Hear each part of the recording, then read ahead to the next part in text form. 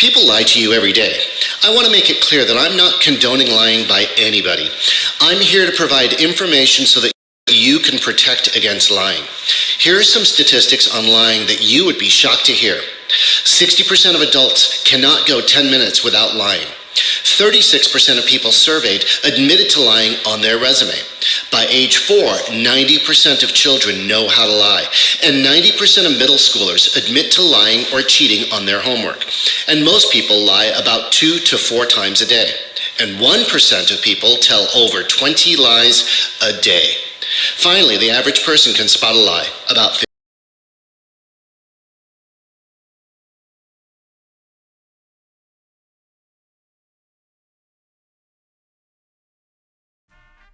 Halo dan ya, semua orang itu punya sifat yang bermacam-macam. Itu artinya di antara banyak orang di dunia ini, itu pasti ada orang yang susah untuk ngomong jujur. Orang yang berbohong itu biasanya mau dirinya terlihat lebih baik di depan orang lain.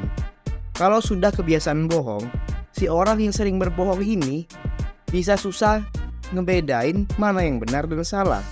Untuk alasannya sendiri itu banyak lah. Tapi yang bikin mereka sama itu adalah tujuan mereka berbohong. Nah, tujuannya itu supaya mereka bisa mengendalikan dan ngambil untung dari orang yang dibohongi.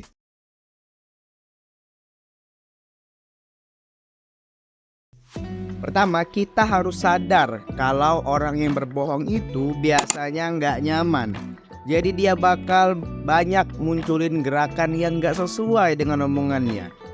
Jadi, Profesor Psikologi dari University of California Medical School dari hasil penelitiannya itu mengungkapin 90% orang berbohong itu ngebuat 35 kesalahan yang beda-beda.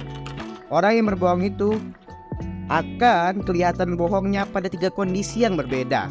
Pertama, saat kondisi mereka menahan ekspresi wajah, biar nggak kelihatan bohongnya. Kedua, itu kondisi konflik dalam batin mereka. Dan yang terakhir itu kondisi takut atau cemas. Nah, 3 kondisi ini itu bisa dirinci lagi, di mana pada kondisi mereka menahan ekspresi wajahnya, mereka akan menghindari kontak mata, tersenyum dengan cepat, mengusap mukanya, nutupin mulutnya, dan menyentuh hidungnya. Untuk kondisi konflik dalam batin, mereka akan kelihatan wajahnya gugup, sering kedip, tangannya gemetaran, alisnya satu naik, nada suaranya berubah, bahunya gemetar, terus garuk-garuk hidung. Nah, kondisi takut dan cemas mereka akan sering memalingkan muka, keringatan di wajah dan telapak tangan, badannya kaku, sering narik nafas dalam, tangannya gerak-gerak, bibirnya kering, wajahnya mulai pucat dan pura-pura batuk.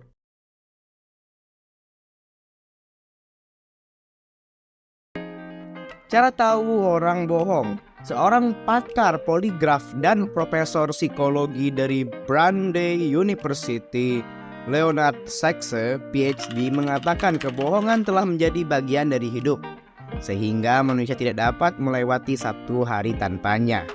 Kebohongan itu tidak bisa dibenarkan kalau niatnya untuk menipu orang lain. Secara psikologi itu disebut dengan agresi. Nah, tindakan agresi ini itu bisa ditelusuri dengan teknik investigasi. Teknik ini itu ada 5 poin. Yang pertama itu zoom. Kita bisa menemukan petunjuk kebohongan dari gerakan kecil pada tubuh. Misalnya, banyak telan ludah, menghindari kontak mata, sering nutup mulut, menyembunyikan tangan, dan garuk-garuk leher atau kepala. Kedua, corong. Ketika orang dengan terpaksa menyatakan kalau dirinya tidak bersalah, ngejawab dengan pertanyaan dengan ngelempar pertanyaan lainnya, terbata-bata dalam menjawab, perubahan ritme dan intonasi suara, serak saat menjawab pertanyaan. Yang ketiga, matching.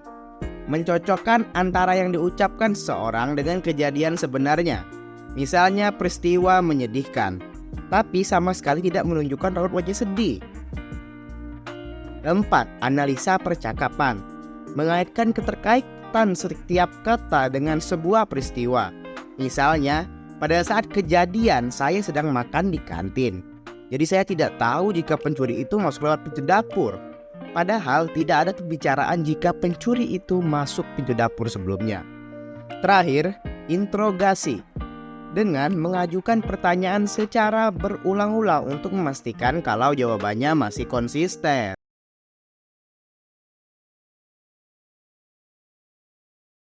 Jadi apakah semua orang pernah berbohong?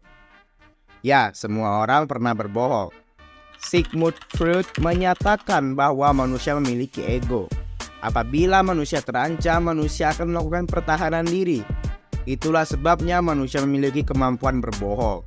Dari berbohong sekedar basa-basi, berbohong ingin menjaga perasaan orang lain, hingga kebohongan terencana karena ingin mencari keuntungan pribadi.